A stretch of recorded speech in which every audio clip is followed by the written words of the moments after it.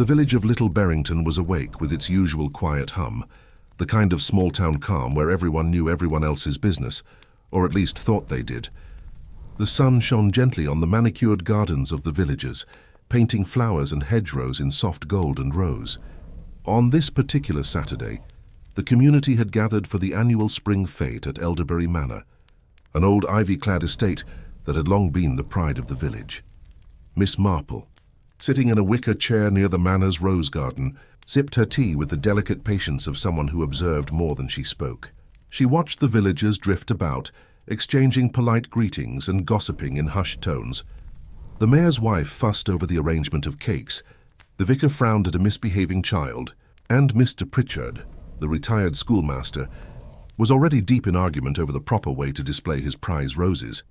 It was in this seemingly ordinary atmosphere of gentle chatter and the clinking of teacups that a sudden commotion cut through the air.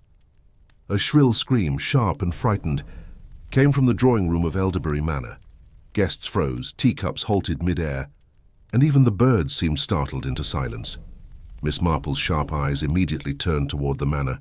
She rose slowly, careful not to draw attention to herself, and moved toward the house with the quiet curiosity that had often served her well. Inside, the scene was one of utter chaos. The grand drawing room, usually a picture of orderly elegance, was now filled with frightened villagers, their faces pale and voices trembling. At the center of the room lay Mr. Albert Hadley, the manor's owner, sprawled on the Persian rug, his face frozen in an expression of surprise and terror. No one had yet touched him. He seemed almost suspended in time. What made the scene stranger, even to Miss Marple's experienced eyes, was the absence of clocks. Not a single timepiece ticked or chimed in the room. The grand-grandfather clock in the corner, usually so imposing, stood silent. The mantelpiece bore no sign of its customary brass-faced clocks. Even the small pocket watches left as curiosities on tables had been removed. The butler, a stiff, anxious man named Gregory, wrung his hands and muttered, I don't understand. Everything was in order this morning. I checked the clocks myself. Perhaps it was a mechanical failure, suggested Mrs. Penrose, the vicar's wife, though her voice wavered with unease. Miss Marple, however, did not speak. She knelt slightly, glancing at the lifeless Mr. Hadley, noting the subtle details that others overlooked. The tilt of his head, the faint smudge on the cuff of his sleeve, the way a half-empty glass of sherry remained precariously on the table. Her mind, as always, was already weaving together possibilities from the fragments of observation before her. In Little Barrington, murder was an event whispered about behind curtains and hedgerows, not loudly announced at garden parties. Yet here it was, sudden, shocking, and inexplicably tied to a house where no clocks ticked, where time itself seemed to have been suspended. As the local constable, a stout man with an uneasy disposition, arrived and began questioning the gathered villagers, Miss Marple quietly slipped to a corner. She would listen, as always. And while the village speculated and feared, she would begin the careful untangling of threads that no one else had even noticed. After all, in a village like Little Barrington, the truth was never where it seemed, and Miss Marple had learned long ago that even the gentlest heart could hide the darkest secret. The village of Little Barrington, ordinarily so composed and polite, had erupted into a state of barely contained excitement and fear. News of Mr. Albert Hadley's death travelled swiftly along the narrow lanes and cobbled streets, carried by anxious voices and hastily scribbled messages passed from one neighbour to another. In a place where life moved at a leisurely pace, the sudden intrusion of murder felt like an unnatural quake, shaking the foundation of familiarity and trust. Miss Marple remained at Elderbury Manor, her keen eyes observing the villagers as they gathered in small clusters in the garden. There was Mrs. Penrose, pale and fidgeting, whispering her speculations to the vicar with an almost feverish intensity. Mr. Pritchard, still clinging to his beloved roses, seemed more perturbed by the disruption of his horticultural pride than by the tragedy itself, though he cast frequent, suspicious glances toward Gregory the butler. Young Emily Charrington, the grocer's daughter, stood trembling by the flower beds. A basket of wilted daisies clutched to her chest, while whispers of "who could do such a thing" floated among the assembled villagers. The local constable, Inspector Mallory, did his best to maintain order. though his nervous gestures betrayed the pressure of managing a crime in a community unaccustomed to anything more serious than missing chickens or quarrels over land boundaries. "Now, everyone," he called, raising his voice over the murmurs, "I must ask that you remain calm and speak only when spoken to. Any observations, however trivial they may seem, could be of importance." Despite his efforts, speculation thrived like weeds in a garden. Some villagers were quick to suggest motives, drawing on half-remembered grievances and long-standing resentments. Mrs. Penrose whispered that Mr. Hadley's distant cousin, Gerald, had once been slighted in the reading of the will. Mr. Pritchard muttered darkly that Gregory, the butler, had been seen lingering suspiciously near the study late last week. Emily Charrington, in a voice barely audible above the gossiping throng, mentioned overhearing a heated argument between Hadley and a mysterious visitor only days prior. Miss Marple, meanwhile, said nothing, her attention focused on the interplay of gestures, glances and unspoken tension. She noted how Mrs. Penrose's hands trembled, not with fear but with a kind of excitement that betrayed a secret knowledge, while Mr. Pritchard's irritation with the disruption masked a keen anxiety that made her think he might have been privy to events in the manner that no one else suspected.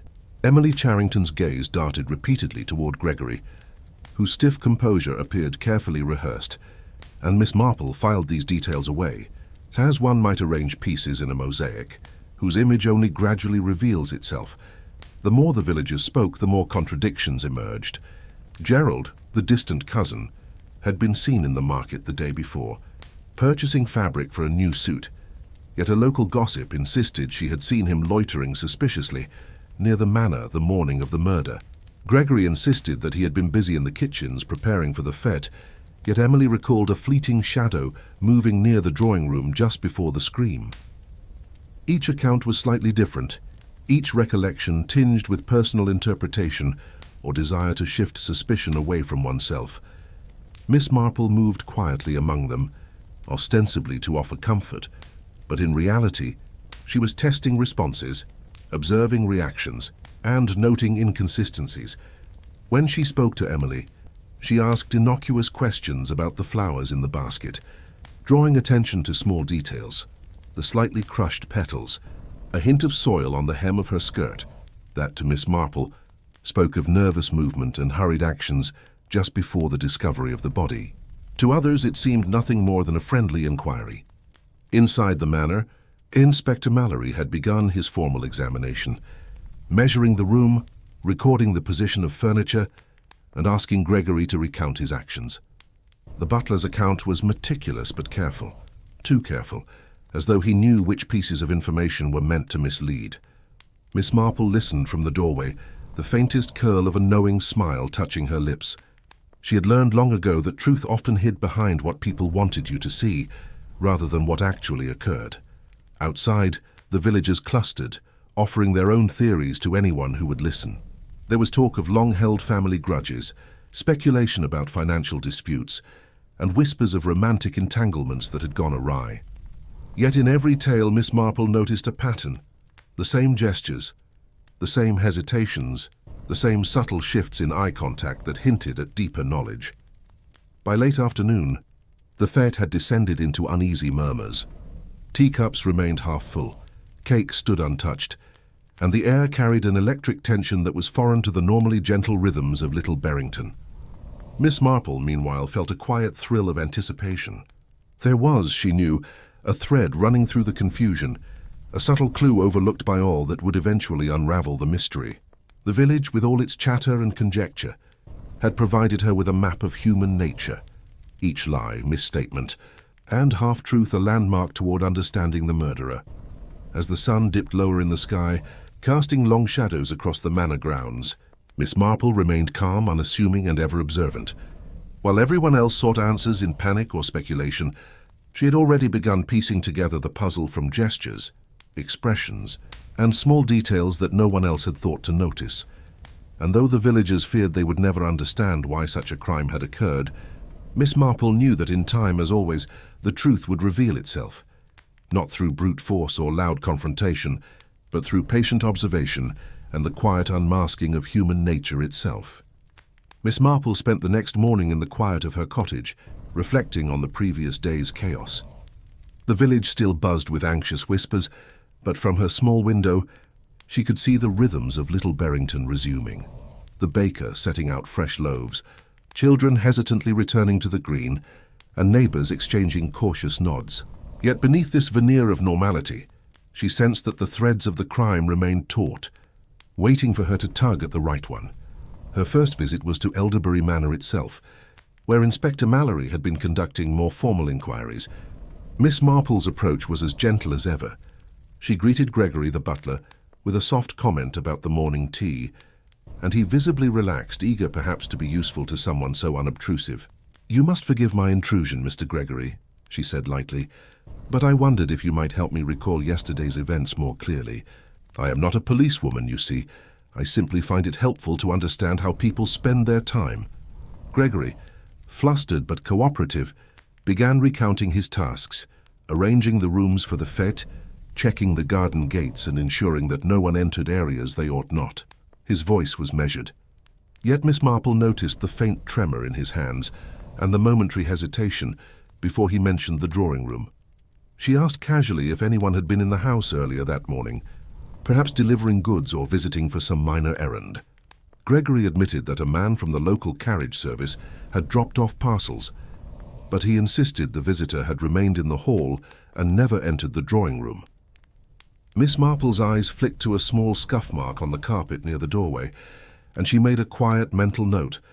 Something, however small, was amiss in the butler's recollection.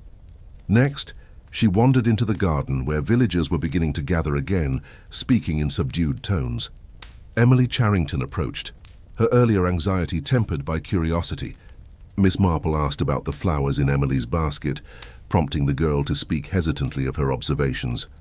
Emily had seen a shadow near the drawing room, fleeting and indistinct, and had been drawn to investigate.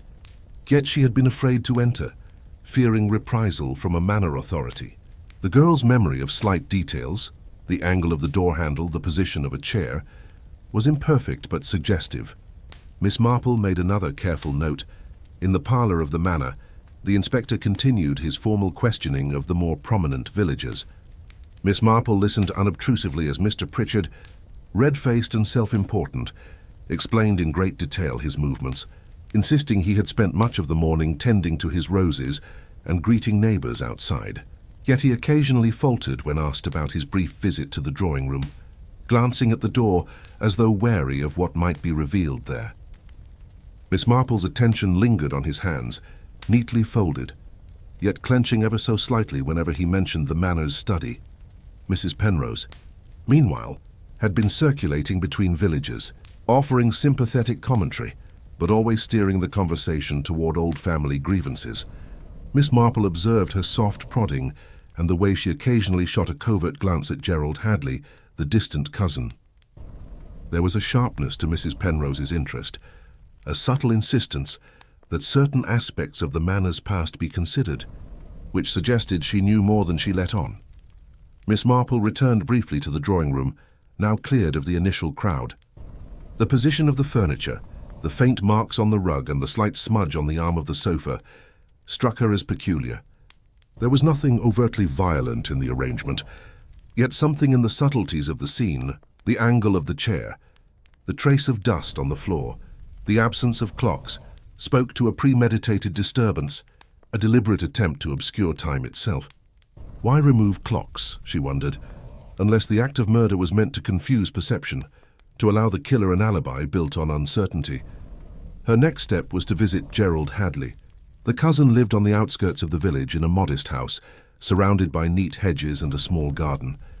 Gerald welcomed her politely, though with the stiffness of someone used to hiding discomfort beneath courtesy. Miss Marple spoke casually, remarking on the weather and the state of the village fete, gently steering conversation toward his interactions with Albert Hadley. Gerald's answers were cautious. He claimed a distant relationship and minimal contact, yet there were moments, a pause here, a slight tightening of the lips there, that betrayed more engagement than he admitted. As she left Gerald's home, Miss Marple paused to consider the mosaic of human behavior she had observed. Each villager, she noted, had presented fragments of truth mixed with protective distortions. No one had lied outright, yet each carefully concealed what they considered irrelevant or potentially incriminating. The murder, she reflected, was not an impulsive act, but one carefully interwoven with knowledge of the manor's inhabitants, their habits and their small private grudges. By evening, Miss Marple returned to her cottage, where she arranged her thoughts like a chessboard. Every gesture, glance, hesitation, and misstatement was a piece in the unfolding puzzle.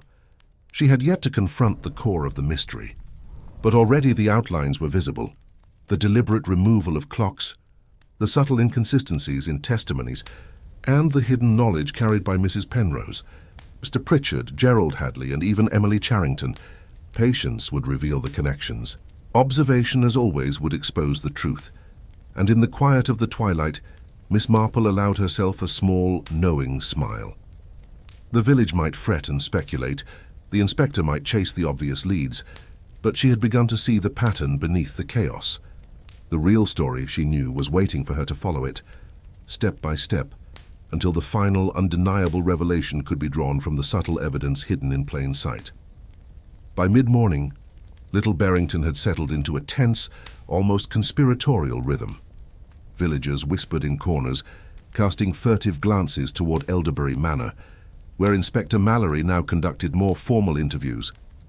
Miss Marple, ever discreet, returned to the manor under the pretense of offering assistance to Gregory with household arrangements, but her true aim was far more subtle: to observe without interference, to listen without prompting, and to note those slight tells that often betrayed more than words ever could.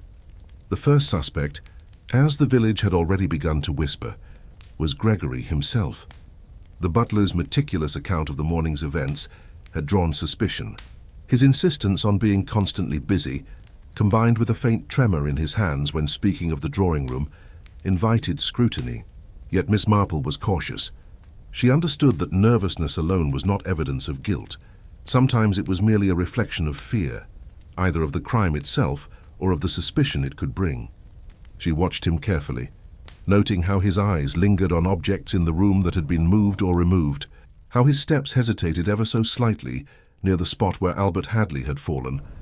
Then there was Gerald Hadley, the distant cousin, whose comportment was outwardly calm yet peppered with imperceptible slips. He spoke cautiously of his relationship with Albert, claiming distance. Yet Miss Marple noticed the way his hands clenched briefly when she mentioned the manor's study. His insistence on emphasizing the cordiality of their interactions seemed almost rehearsed, a protective veneer over unease. She filed this away for later consideration, balancing it with the knowledge that anxiety often accompanied grief as much as guilt. Mrs. Penrose, meanwhile, had become something of a self-appointed chronicler of the event, hovering at the edge of every gathering and steering conversations toward old grievances and family histories. Miss Marple observed her softly, noting the subtle pride with which she recounted prior slights, the quickness with which she tried to redirect attention from herself when the discussion veered toward the actual crime. Her role was revealing. She knew more than she admitted and, in her desire to appear helpful, risked showing glimpses of private knowledge she hoped to keep hidden. Even Mr. Pritchard, the retired schoolmaster, could not be overlooked. His preoccupation with the arrangement of his roses and the minutiae of the garden masked a nervous attention to the manor's internal affairs. Miss Marple, watching him from a discreet distance, saw the faint tension in his posture whenever the drawing-room or the absent clocks were mentioned. He was proud, meticulous, and careful, traits that could conceal either innocence or complicity. Miss Marple's observations were not limited to gestures or hesitation. She paid close attention to the subtle interactions among the villagers. She noticed how Emily Charrington's eyes darted toward Gerald whenever a question was raised, how her hand trembled slightly as she refilled a teacup for Mrs. Penrose, and how the butler's voice pitched differently when addressing each guest. These nuances, trivial to most, were signposts pointing toward deeper truths. Inspector Mallory, frustrated by the lack of concrete evidence, relied on conventional methods: alibis, opportunity, and motive. He questioned Gregory rigorously, asked Gerald for details of his previous interactions with Albert, and pressed Mr. Pritchard and Mrs. Penrose for accounts of their whereabouts. Yet the inspector, though thorough, overlooked the human subtleties that Miss Marple understood intuitively. He sought the obvious. She sought the concealed. In the drawing room, Miss Marple examined once more the small signs the inspector might have missed. The chair nearest to where Albert had fallen was slightly shifted, as though moved hastily. The carpet bore faint impressions, not consistent with a struggle, but suggestive of someone moving carefully to avoid leaving traces. On the mantelpiece, where a clock had once stood, there remained a faint ring of dust, outlining the shape of the absent timepiece. To Miss Marple, these omissions were intentional, deliberate, and part of a carefully constructed tableau. By noon, she began to weave together the patterns she had observed. Gregory's anxious compliance, Gerald's restrained gestures, Mrs. Penrose's subtle steering, Mr. Pritchard's misplaced attention to detail, and Emily's nervous vigilance, all were pieces of a puzzle layered over ordinary appearances. Each villager presented fragments of truth, mixed with selective concealment. Yet when combined, they suggested a chronology and a motivation more intricate than any outward accusation implied. Miss Marple spent the afternoon quietly questioning each suspect in turn, always under the guise of casual conversation.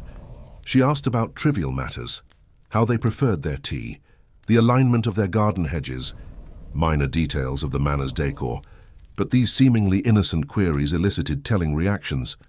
A hesitation, a twitch, a glance away. Each response was noted and catalogued. The human heart, she knew, could not be entirely masked by manners or propriety. By evening she returned to her cottage, the soft twilight spilling over the village. In her mind she traced the outlines of opportunity, motive, and deception. The suspects were more than their initial appearances suggested. Each held a key, a fragment, a subtle piece of knowledge that could either implicate or exonerate. Patience would reveal the connections, and observation would ultimately expose the careful design beneath the chaos.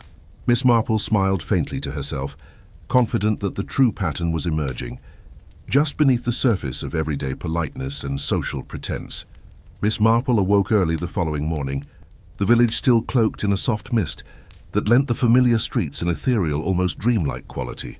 The events at Elderberry Manor lingered in her mind, not as a collection of frantic speculations, but as a quiet puzzle awaiting the subtle touch of observation. Today, she resolved, she would focus on details overlooked by others, for often in the smallest, seemingly trivial things lay the key to understanding human motives. Returning to the manor under the pretext of checking on Gregory, Miss Marple moved with the calm assurance of someone who belonged to no one's suspicion. She spent the first hour walking through the drawing room, her eyes scanning the floor, the furniture, and the walls. It was then that her attention alighted on a minor irregularity, a small fragment of paper, barely noticeable, lodged between the edge of the rug and the leg of a chair. To any casual observer, it would have seemed insignificant, but Miss Marple's practiced eyes discerned that it had been deliberately displaced, perhaps in haste or distraction. She retrieved it quietly, examining the curling edges and faint markings, and noted a peculiar smudge that might indicate recent handling. As she pocketed the fragment, she observed the absent clocks once more. The missing timepieces created a strange emptiness, a void that subtly suggested a desire to obscure time, and by extension, alibis. Miss Marple pondered the significance of such a choice. It was not an impulsive act of theft. The clocks were not valuable enough to tempt a common thief. No, someone had removed them deliberately.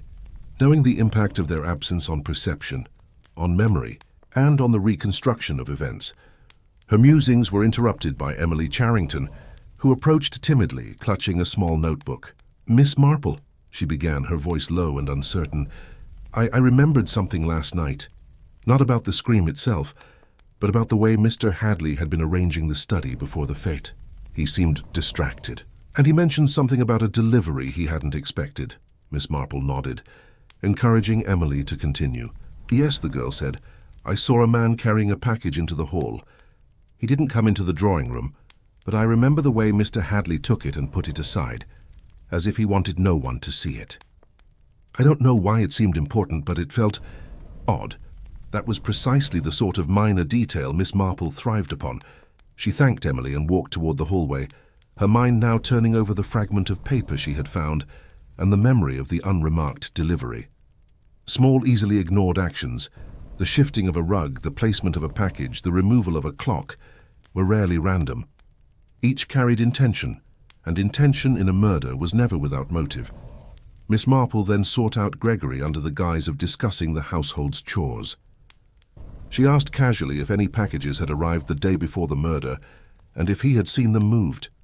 Gregory's eyes flickered toward the drawing room. "Only the delivery Emily mentioned," he said. "I did notice Mr. Hadley moving it to the desk in the study, though I cannot say why. He seemed preoccupied." His voice had the faintest edge of hesitation, and Miss Marple made a careful mental note. Hesitation, she knew, often spoke louder than denial. As the morning stretched into early afternoon, Miss Marple retraced the steps she had taken during the fete, examining paths, furniture, and objects from the vantage point of both observer and detective. The fragment of paper proved to be a letter, faintly smudged, but containing a cryptic reference to the matter of time, and an insistence that certain arrangements remain undisturbed. Miss Marple pondered the connection. Removed clocks, a careful note, a preoccupied victim. The implications were subtle but telling. Whoever had orchestrated the murder had knowledge of Mr. Hadley's habits, an understanding of the household's routines, and a deliberate aim to manipulate perception. She returned once more to Emily, gently inquiring about other minor observations. The girl recalled a fleeting expression on Mr. Pritchard's face when he entered the study after the delivery. A quick, almost imperceptible frown. Mrs. Penrose, too, had lingered unusually near the door, ostensibly to admire the flowers, yet her gaze had been fixed upon the desk. Miss Marple catalogued each moment, the small shifts, the brief hesitations, the movements that seemed casual but were laden with hidden intention. By evening, she sat quietly in the Manor's drawing room, the sun casting long shadows across the now empty space. The patterns were beginning to form in her mind. A careful orchestration of timing, a deliberate removal of markers, and the subtle movements of those around the Manor, each gesture an unspoken testimony. The village might chatter, speculate, and accuse, but Miss Marple had begun to see the true rhythm of events, the quiet heartbeat of a crime executed with precision and masked by ordinary appearances. The hidden clue was simple, almost laughably so, yet it held immense significance. In the delicate balance of human behavior, Miss Marple recognized it as the keystone of understanding. One small detail, overlooked by all but herself, would eventually unravel the entire story. And in that certainty, she allowed herself a faint smile, confident that patience and careful observation would, as always, reveal the truth concealed beneath layers of social politeness, fear, and deception. By the following morning, the village of Little Berrington was rife with tension. Miss Marple moved through it with her usual calm, quietly observing how fear and curiosity affected the villagers' interactions.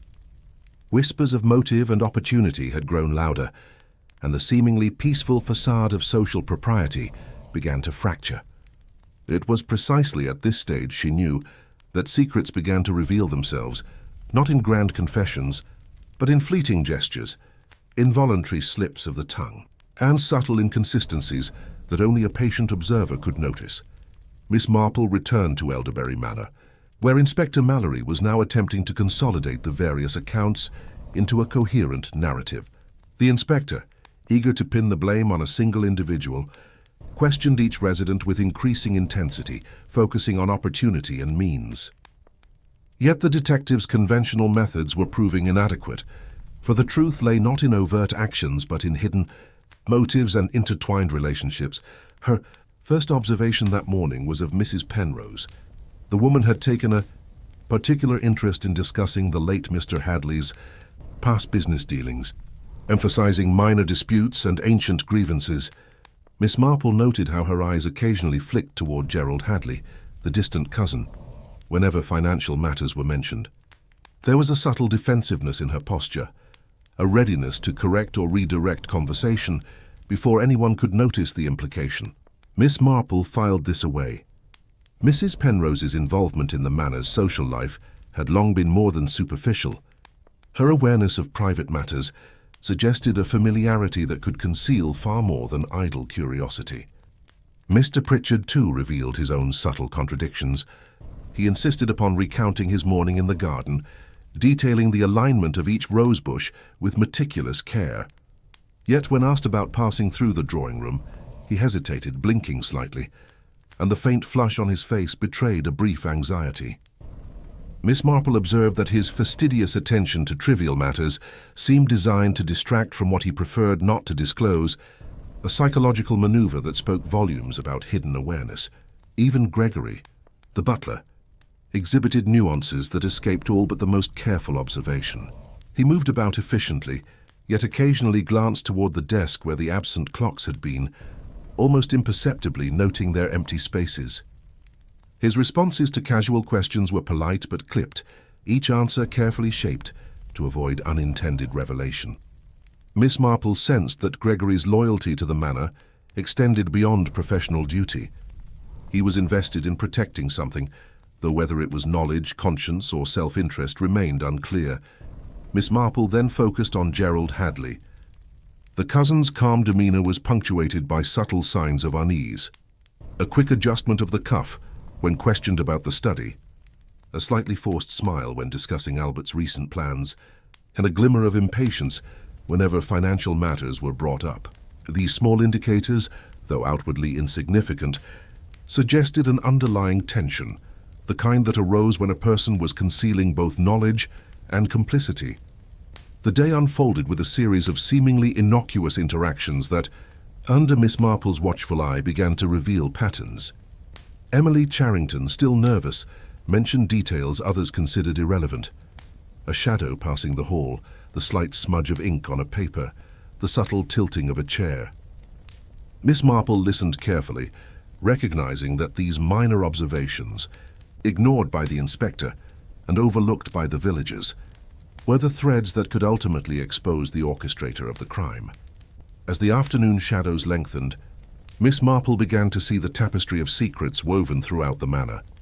Arguments about trivialities were in fact defensive maneuvers, deliberate misdirections designed to obscure uncomfortable truths. A tense exchange between Mrs. Penrose and Mr. Pritchard revealed a shared history of minor conflicts, masking deeper resentments connected to Albert Hadley's will and his control over the estate. Gerald's careful statements, coupled with Gregory's vigilant oversight, suggested a calculated effort to manipulate perception, controlling who saw what and when.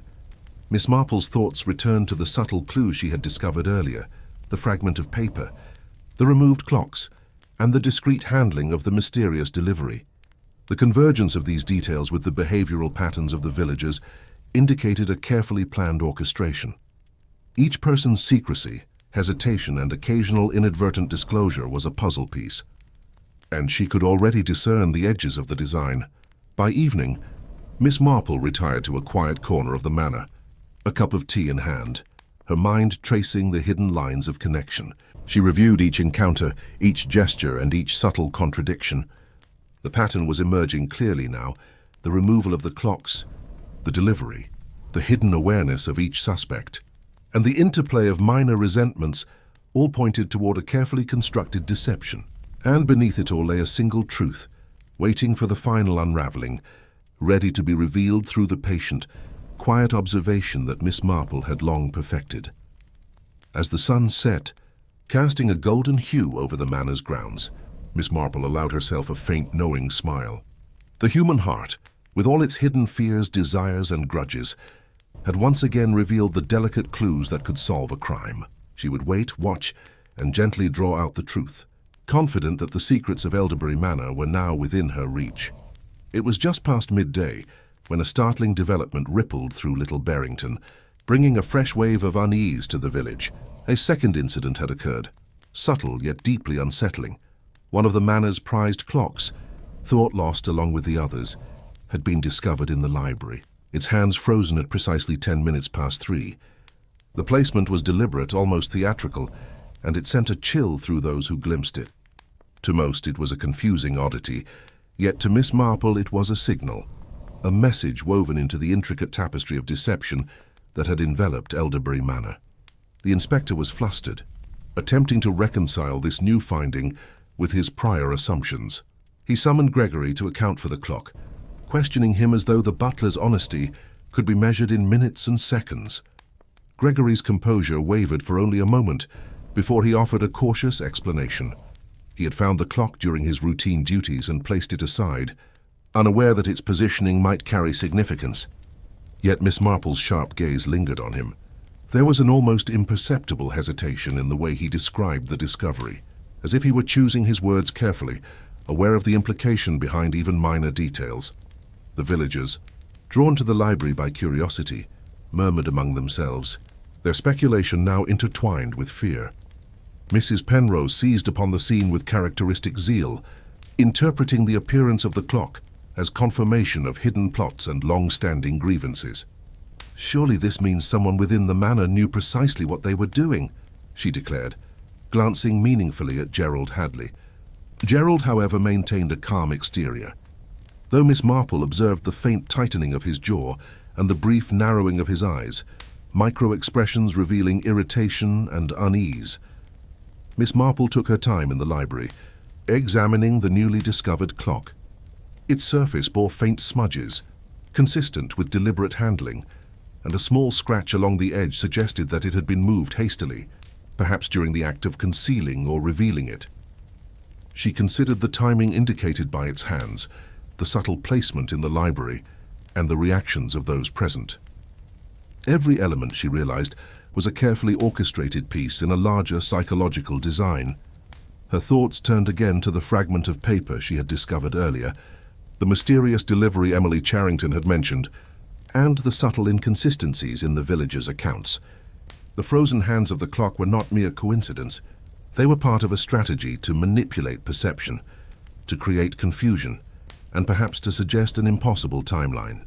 Miss Marple's mind worked quietly, tracing the potential sequence of events, weighing motives, and considering opportunity. It was during a casual conversation with Emily that another subtle revelation emerged. The girl recalled seeing Mrs. Penrose linger unusually near the library the morning the clock was removed from its usual place. She had been ostensibly admiring the bookcases, yet her gaze had repeatedly returned to the shelf where the clock had once rested. Miss Marple filed this carefully, noting the interaction between observation and manipulation.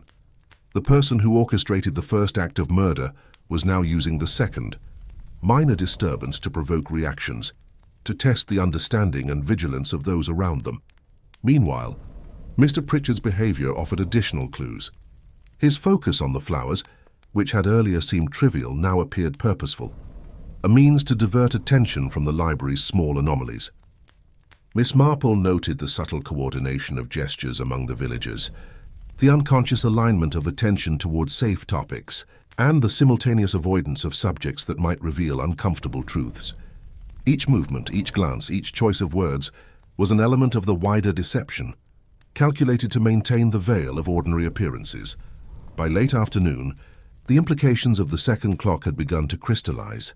Miss Marple understood that the murderer was not only careful and methodical, but psychologically astute. The acts were designed to mislead, to create confusion, and to direct suspicion away from the true orchestrator. Yet the elegance of the deception was its weakness. Even the most careful manipulation left traces, small but unmistakable to a perceptive observer. Miss Marple catalogued each reaction, each hesitation, and each minor inconsistency, knowing that the hidden truth was slowly emerging from the careful layering of human behavior. As twilight descended on Little Berrington, Miss Marple retreated to a quiet corner of the manor. The second twist, the frozen clock, had confirmed her suspicions. The murderer was playing a game, using the environment and the villagers' own assumptions to hide their involvement. And in that knowledge, she felt the familiar thrill of anticipation. Patience, observation, and careful reasoning would reveal the final connections, unmasking the orchestrator of the crime not through force, but through the subtle, undeniable truth embedded in human nature itself. The following morning, Miss Marple returned to Elderbury Manor with a purpose that went beyond casual observation. She had catalogued every gesture, every hesitation, and every incongruity she had seen among the villagers and household staff. The second twist with the frozen clock had confirmed what she suspected. The murderer was clever, patient, and certain of their ability to manipulate the perceptions of those around them. Now it was time to test that certainty. to engage the culprit in a subtle game designed to reveal the truth without confrontation. She began with casual conversation, lingering in the library where the frozen clock had been found.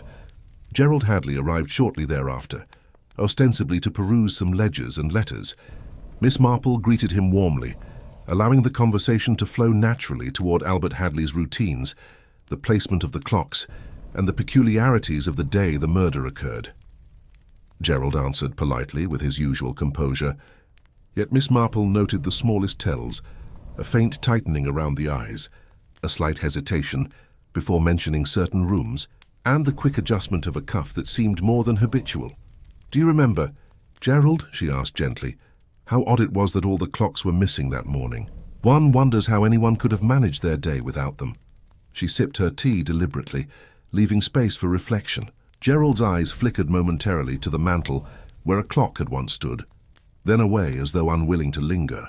The reaction was imperceptible to the casual observer, yet to Miss Marple it was a thread she could follow. Next, she allowed the topic to drift to the minor delivery Emily had mentioned, describing it as if she were recalling it for the first time. "A small package," she murmured, "seems so trivial. Yet one wonders what importance it held for Mr. Hadley. Perhaps it was nothing at all. Or perhaps it held secrets none of us imagined." Gerald's hand tightened around his teacup, and a shadow passed over his face. Miss Marple noticed the slight forward lean, the involuntary narrowing of the eyes, signs of someone suddenly on guard, of a mind calculating the potential exposure of hidden acts. She then subtly referenced Mrs. Penrose's keen interest in minor household matters, framing it as an innocuous observation about her meticulousness in arranging flowers and noting positions of furniture. "People notice the smallest things," Miss Marple said lightly. "Sometimes they notice more than they should. Sometimes they notice what we think is hidden." Gerald's gaze flicked briefly to the door, then to Miss Marple herself, a micro-expression of anxiety and realization passing across his face. Miss Marple allowed a pause, observing the reactions of those around her as well. Gregory moved efficiently in the background, yet his eyes continually returned to Gerald, almost protectively. Mr. Pritchard, while ostensibly engrossed in adjusting a rug near the hearth, glanced repeatedly at the library desk, as if to confirm that nothing unusual had been left behind.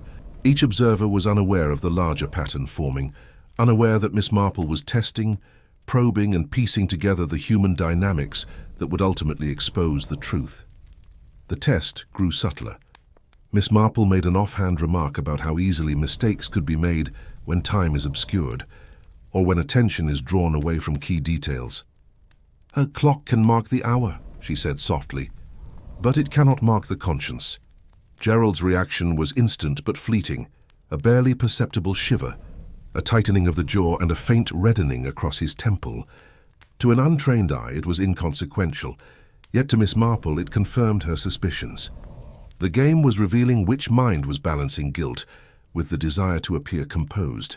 Miss Marple then turned her attention to Emily, asking the girl to recount once more the sequence of minor details she had noticed, the placement of objects, the movements of household members, and the reactions of those present during the fete. As Emily spoke, Gerald's fingers fidgeted subtly beneath the table, betraying tension despite his outward calm. Miss Marple noted the alignment of minor facts with his reactions, the subtle interconnections between gestures and psychological pressure, and she felt the familiar quiet certainty that comes when a hidden truth is on the verge of exposure. By late afternoon, Miss Marple had gathered all she needed. The subtle reactions, the hesitations, and the involuntary tells had drawn a clear map of the murderer's behavior. The frozen clocks, the carefully placed delivery, and the strategic movements of each villager had been orchestrated to mislead, to confuse, and to manipulate perception. Yet even the most meticulous human design bore cracks, and through her patient observation, Miss Marple had identified them. The final stage of revelation would require careful orchestration, but the pattern was complete in her mind. Sitting quietly by the library window as the sun began to dip, Miss Marple reflected on the precision of human deception. She allowed herself a faint, knowing smile. The game had been played skillfully, but no artifice could withstand the patient scrutiny of human insight. In time, the true orchestrator would be revealed, and every hidden clue, every subtle action, would fall into place. The final move, she knew, was imminent. The drawing room was quietly tense that evening, with the low hum of the village settling beyond the windows. Miss Marple had summoned all the key figures under the pretext of reviewing the events of the day, a seemingly innocent gathering that concealed the purpose of revealing the truth.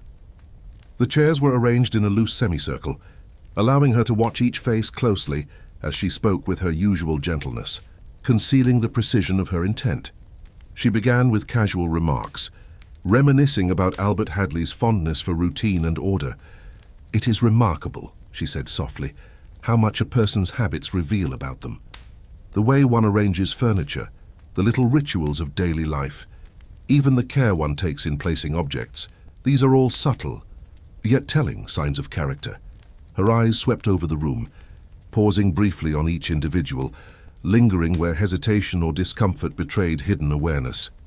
Miss Marple gently steered the conversation toward the missing clocks, framing them as trivial oversights. "One might think a clock is of little consequence," she said, "yet their absence affected the day in ways no one could have imagined, and one wonders who might have been aware of such absence and why." Gerald Hadley shifted slightly, the first crack in his composed exterior. A faint blush rose to his cheeks and he briefly looked away, betraying more than his words could. She then recounted Emily Charrington's observations, describing the fleeting shadows, the misplaced furniture, and the small package that had arrived the morning of the fete. "Emily, I believe you noticed things others overlooked," she said kindly. "And those minor details, the shadows, the movement, the little smudges, they tell a story far larger than appearances suggest." Gerald's hands tightened on his knees, and his breathing grew a touch more rapid. Miss Marple's subtle pressure was having its effect, not through accusation, but through quiet revelation. Turning to Mrs. Penrose and Mr. Pritchard, Miss Marple spoke lightly of human nature, of the ways people protect themselves through distraction, misdirection, and minor fabrications. "We all strive to appear calm, orderly, and above reproach," she said. "Yet the truth has a way of revealing itself. Even in the smallest gestures, a glance, a hesitation, the careful avoidance of certain topics." As she spoke, she noted the slight flinches, the quickened pulses, and the micro-expressions of those present, cataloguing every unconscious signal. Finally, she focused fully on Gerald. "The removal of clocks," she said gently, "the careful placement of the delivery, the adjustments in the drawing room, all of these were subtle acts designed not to be noticed, yet they leave traces. Traces that reveal more about a person than they intend. And you, Gerald, were careful indeed." She allowed a quiet pause, letting the weight of her words settle. Gerald's composure faltered entirely. His eyes widened, and for a moment he seemed almost trapped by the calm, unrelenting clarity in Miss Marple's demeanor. Then, in a rush of explanation, he began to speak. The delivery had been part of a scheme he had conceived with the hope of gaining leverage over Albert Hadley. The clocks had been removed deliberately to confuse the household and create an alibi. Each movement, each subtle misdirection, had been designed to mask his intrusion and mislead those around him. He had not anticipated, he admitted, the precise observational acuity of someone like Miss Marple, who could see guilt in hesitation, deception in carefully constructed normalcy, and motive in the smallest gestures. Miss Marple listened quietly, nodding at intervals, allowing him to exhaust the narrative he had so carefully concealed. She then explained, gently but with undeniable authority, how each detail, the fragment of paper, the misplaced package, the frozen clock, and the micro-expressions of both Gregory and Emily, interwove into the true sequence of events. Each subtle clue that had seemed inconsequential, she said, was in fact a key piece of the puzzle, and all had pointed to him. The other villagers listened with a mixture of shock and relief, the tension slowly giving way to understanding. Gerald's careful orchestration had relied on manipulation and subtlety, but even the most meticulously planned deception could not withstand patient, quiet observation. Miss Marple's explanation was calm, comprehensive, and entirely logical, tracing each human action and subtle tell to its rightful place in the chain of events. When she finished, Gerald sank back, defeated yet relieved, as the weight of exposure settled upon him. Miss Marple's soft, knowing smile conveyed no triumph, only the serene satisfaction of justice, achieved through insight rather than force. The village had witnessed the unraveling of a carefully constructed lie, and the layers of deceit that had threatened the calm of Elderbury Manor were finally exposed in full. The village of Little Berrington slowly exhaled, as though it had been holding its collective breath since the night of Albert Hadley's murder. Elderbury Manor, once tense and shadowed with suspicion, gradually regained the quiet rhythm of everyday life. Yet beneath the surface, an undercurrent of unease remained, a reminder that human nature, with all its secrets and frailties, was not easily subdued. Miss Marple observed it all with the calm, patient gaze that had guided her to the truth, understanding that life's ordinary appearance often masks extraordinary currents beneath. Gerald Hadley had been taken into custody, his carefully constructed facade dissolved under the weight of observation and logical deduction. The villagers, while relieved that the mystery had been solved, still felt a sense of astonishment that such deception had unfolded amidst familiar faces. Miss Marple, ever discreet, ensured that the revelation was delivered with measured clarity, so that the sequence of events, the subtle hints, and the behavioral signs were understood by those willing to see beyond surface appearances. Emily Charrington, though still shy, had gained a new confidence. Her observations, which she had initially deemed trivial, proved to be pivotal in confirming the sequence of events and the presence of deliberate misdirection. Miss Marple encouraged the young girl, praising her attentiveness without revealing the full depth of insight she herself had applied. In that quiet encouragement, Emily understood that keen observation could be both powerful and responsible, a lesson she would carry long beyond the confines of the manor.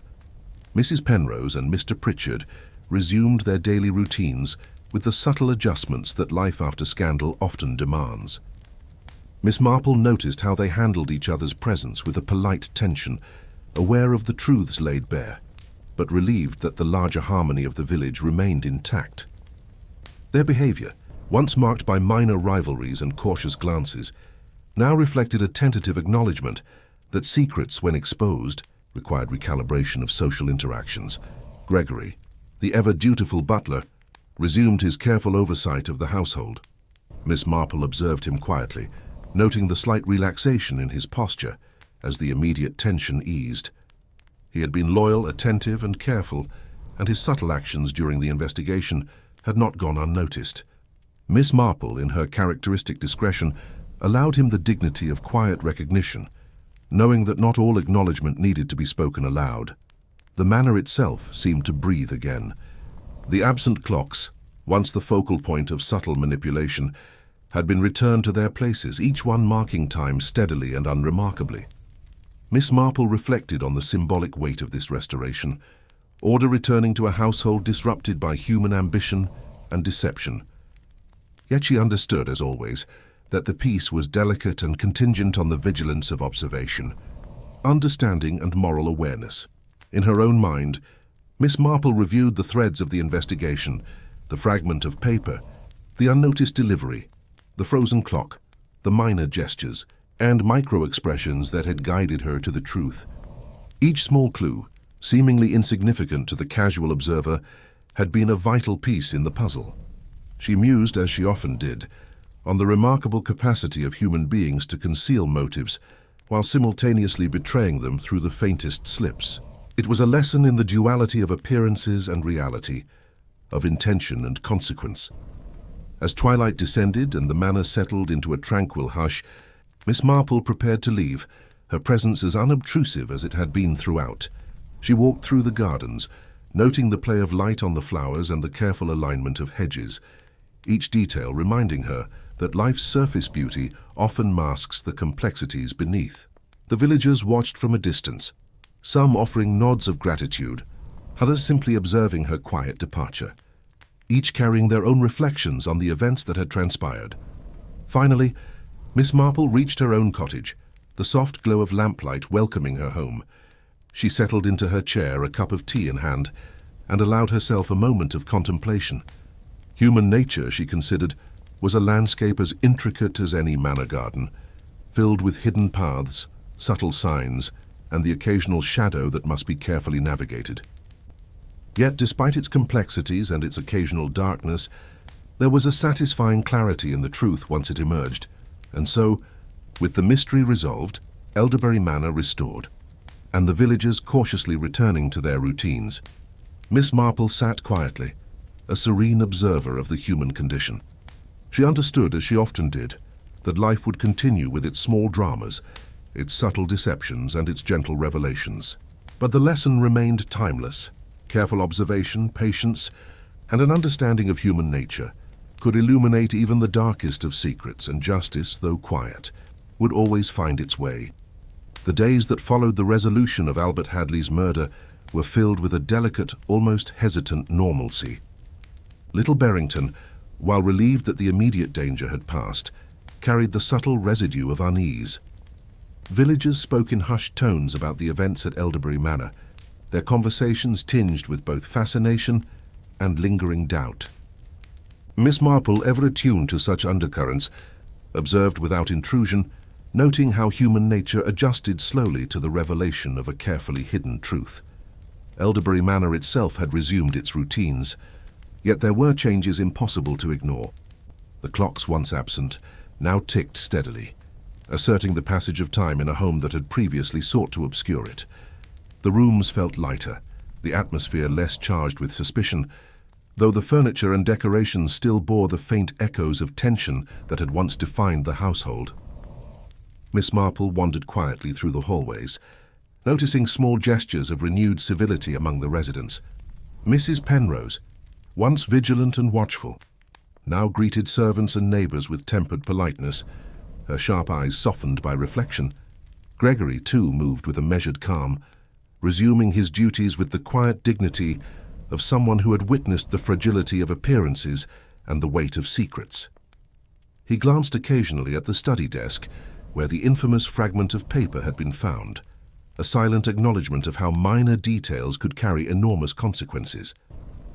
Miss Marple understood the significance of his vigilance. It was not merely professional diligence, but a reflection of human accountability, a small measure of order restored in a household once threatened by manipulation.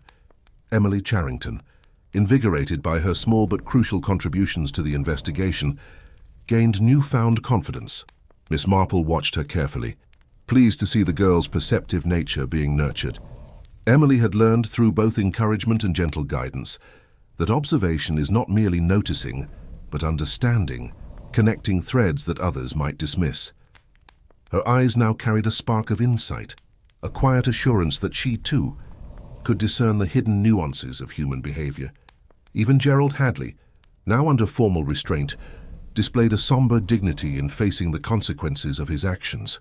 The meticulous schemes he had orchestrated, the removal of clocks, the subtle manipulations, the careful concealment of deliveries, were all laid bare through the patient application of Miss Marple's insight.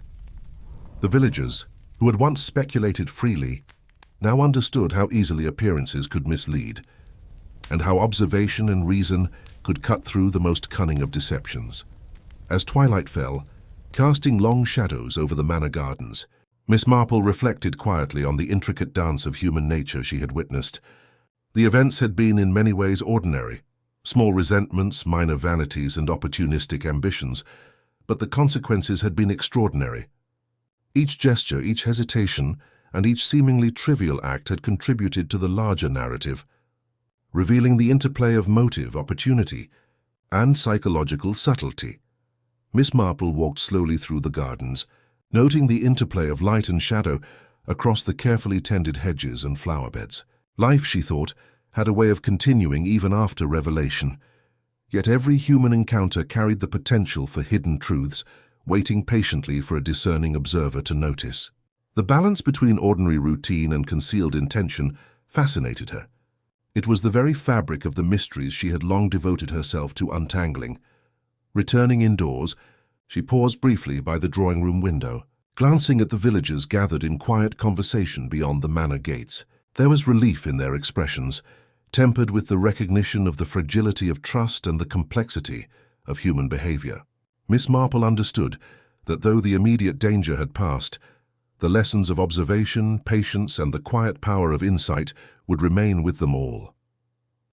Sitting finally in her favorite armchair, tea in hand, Miss Marple allowed herself a moment of serene reflection. The mystery had been resolved, the murderer unmasked, and the web of subtle deception fully unraveled.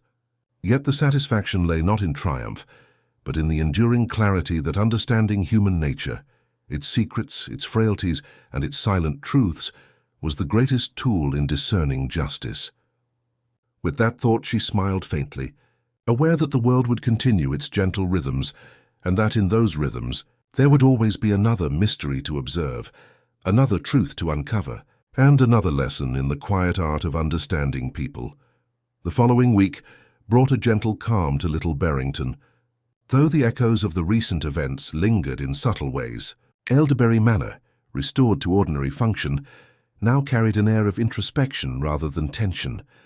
The villagers moved among their routines with a mixture of relief and lingering reflection, their conversations occasionally returning to Albert Hadley's tragic demise and the revelations that had upended their sense of security. Miss Marple, ever quietly present, observed these shifts with her customary attentiveness, noting the gradual reweaving of social fabric now that truth had prevailed. She spent her mornings strolling through the village streets, greeting familiar faces and listening attentively to the subdued hum of everyday life. Yet even in their apparent normality, she discerned small changes. The way neighbors now lingered a moment longer in polite conversation, the careful glances toward Elderberry Manor, and the gentle, almost imperceptible deference to human observation and honesty. The village had been subtly altered, not by fear or punishment, but by the undeniable clarity of justice delivered with patience and insight. Inside the manor, the remaining residents adjusted to a life reshaped by both revelation and restoration.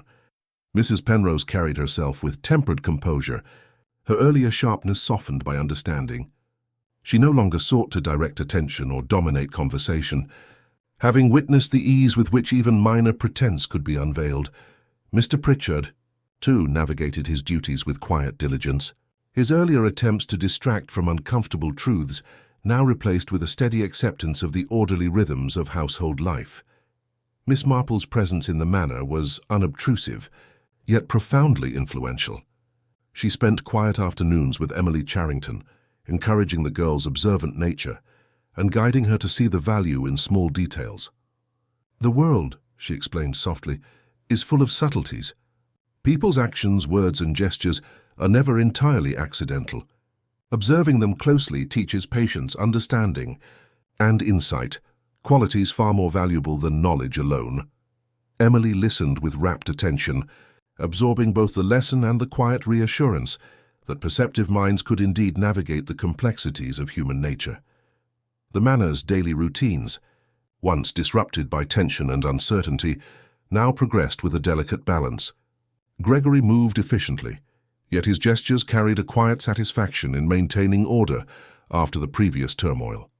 He ensured the clocks remained where they belonged, each steady tick a gentle reminder of both time passing and the fragility of deception. The villagers, while relieved, now approached the manor with a heightened awareness, subtly respectful of both the household and the truths they had witnessed revealed. In the drawing-room one afternoon, Miss Marple sat quietly by the window, the sunlight casting a warm glow over the familiar furnishings. She reflected upon the intricacies of the case, the careful orchestration of misleading actions, the subtle psychological pressures applied by Gerald Hadley, and the web of minor behaviors that had ultimately betrayed the true sequence of events.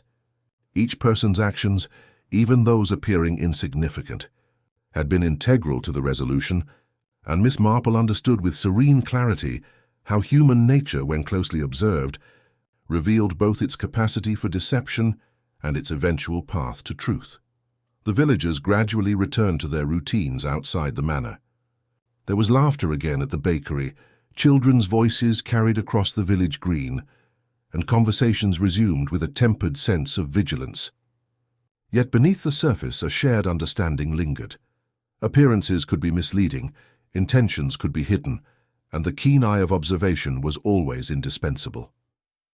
Miss Marple smiled faintly, knowing that in the ordinary pulse of life, Lessons learned quietly could guide decisions far beyond the boundaries of Elderberry Manor. As dusk approached, she rose and walked through the gardens, noticing how the light played upon the carefully tended flowers and neatly trimmed hedges. The manor had been restored not only in function but in spirit, its inhabitants tempered by revelation and reflection. Miss Marple paused to appreciate the harmony that followed understanding, recognizing that the delicate interplay of human behavior, motive, and conscience had once again been brought to light through patience and observation. Returning indoors, she settled into her favorite chair, tea in hand, her mind wandering over the events of the past weeks. The murder had been complex in its concealment, but simple in its revelation. Every action, every hesitation, every gesture had spoken a truth waiting to be understood. Miss Marple allowed herself a faint, contented smile. Human nature, she reflected, would always be intricate and occasionally dark, yet with careful attention and quiet reasoning, even the most tangled deceptions could be gently unraveled.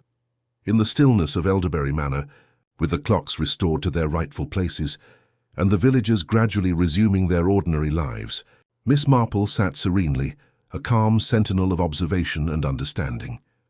The mystery was resolved, justice quietly served, and the enduring lessons of patience, perception, and human insight remained, ready to guide both the manor and the village through whatever subtle secrets the future might hold.